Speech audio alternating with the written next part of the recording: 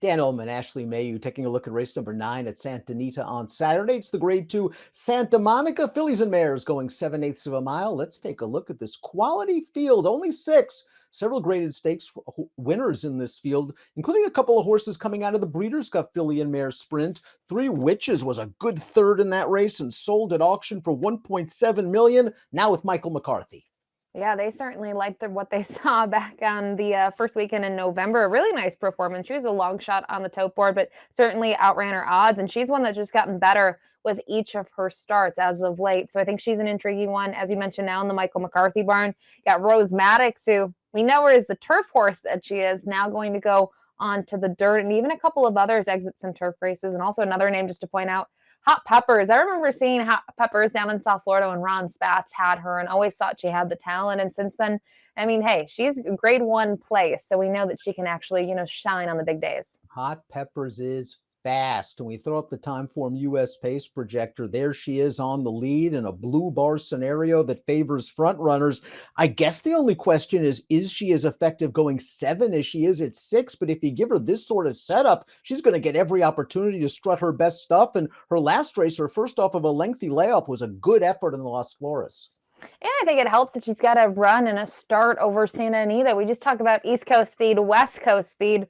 She had to work a little harder last time out, and she was simply second best behind Chismosa. But I think with the outside draw, that really is to her benefit. I think Juan Hernandez now has a start under his belt with her, and she could be very dangerous with that outside post. Let's start things off with the number 1, Clickish, a horse that's taken a pretty big jump up in class. They tried her on turf last time out in the Lady of Shamrock, and she caught a very good filly in Ruby Nell that day. Her race 2 starts back at Del Mar, kind of a workmanlike win against first-level allowance competition. I do generally like horses cutting back to 7/8. However, she's catching a couple of these horses off the layoff from the Breeders' Cup. And if you take away the Breeders' Cup horses, her speed figures recently are somewhat competitive.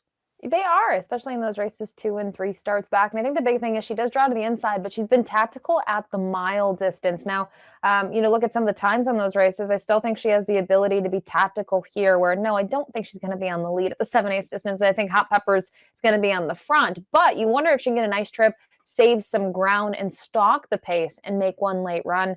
And, at Santa Anita, I know her record, she just got that one win, but it's all about getting good at the right time, and she's certainly much better in that second half of 2023 than she was early on in the year. We're expecting a little rain in Southern California. She's by an excellent wet track sire in Bernardini. Rain won't bother the 2, Kirsten Bosch. She's already won over a wet track. It's all about whether she gets the race shape, because she's a one-run closer. Now, in the Breeders' Cup, she didn't break. Then she got bumped. And the next thing you know, she's 20 lengths out of it. And basically, that was the end of Kirsten Bosch, who passed a few tired horses in the stretch. I thought her race in the Chillingworth 2 starts back was good. The difference is she got a lot of pace and she was able to break from the gate.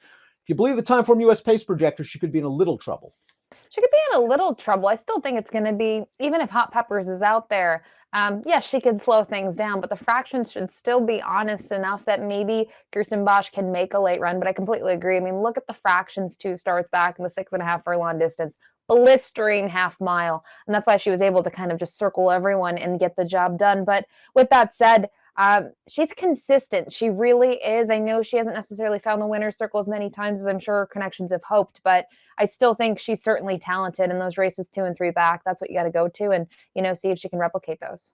Trainer Safi Joseph did a very good job with 3 Witches last year. She came from virtually nowhere, a first-level allowance win, to a win and you're in for the Breeders' Cup Filly and Mare Sprint, the Princess Rooney, to this race, the Filly and Mare Sprint, where she's under a ride turning for home. She's very, very late to change leads, and she still gets up for third behind defending champion Goodnight Olive and the very informed Ujiri. So no surprise she sold for this amount of money, and now with Michael McCarthy, she catches the 7/8 distance. That is her friend. Yeah, kudos to Safi with the way that he handled her. I mean, to see a horse go with 2 wins into the Princess Rooney. Now, maybe it's not the same as the quality we saw when Cece was in it and horses like that, but Mary Quite Contrary, we know how good she is down in South Florida at Gulfstream Park, and a couple of others. Our Adios Jersey, thinking about that one's campaign in the past, has been a pretty nice mare. Then to put her in the Breeders' Cup Filly and Mare Sprint and see how well she raced. I think she really stamped herself. I like that they took the chance with the win and you're in and still shipped her out there, even though she's the underdog. And you talked about it. She was purchased for a lot. So if you go off that performance alone, she's a huge contender here for the new connections. Rose Maddox is a very likable Calbred. She's been in the exacta in 15 of 20 starts, including her most recent race. Her first start of the year on turf in the Sunshine Millions Filly and Mare Turf Sprint. She went down the hill. She was very game that day. It just looks like she's better on turf and synthetic than dirt, however. It does. I think even if you look at her good dirt races, my biggest issue is I'm not saying you should always praise the figures. They're really low compared to others. I mean, we're talking about some efforts when I went down the page. She's in the 75 region when she was second all the way down, and that's earlier in 2023. That to me is just hard to endorse against this group. It's as simple as that. Conversely, Chismosa is moving turf to dirt off a race in the Sunshine Filly and Mare Turf Sprint. She seems better on dirt. She won the Las Flores 2 starts back, going 3/4 of a mile. She's got good tactical speed. Maybe she needs a little bit of a buyer boost, but I can see her working out a decent trip at the 7. She might need a little bit of a boost, even though when you go down the page and we look at this performance, she has some bigger numbers. She's popped them here and there. I think kind of looking at this effort from her, though, it was a good effort. The pace was quick. She wasn't too far off of it. And to me, to split horses and be in between them like this and really dig deep and grind it out, this is a nice performance. I didn't like her in this race, but to see her the way she does it here, she had to work for it. And the wickedly fast Hot Peppers completes this field. She's expected to be the pace setter. She was second in the test in the summer of 2022. She returned off of a lengthy layoff with a game second place effort in the race we just saw on New Year's Day. And if she gets loose and is able to back down the fractions, she'll be tough. We'll see how the 7 affects her, if at all.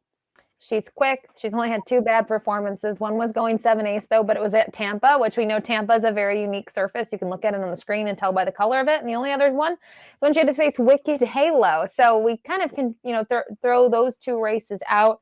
I love that off that long layoff, she came back ready to roll and was just second best behind the horse that draws to her inside. And again, she's quick. If she's lonely on the lead, even at this distance, she could be dangerous. Let's take a look at our top selections for the Santa Monica. You're going with 3 Witches, just an improved performance over the summer. And it's quite possible she's even yet to reach peak maturity.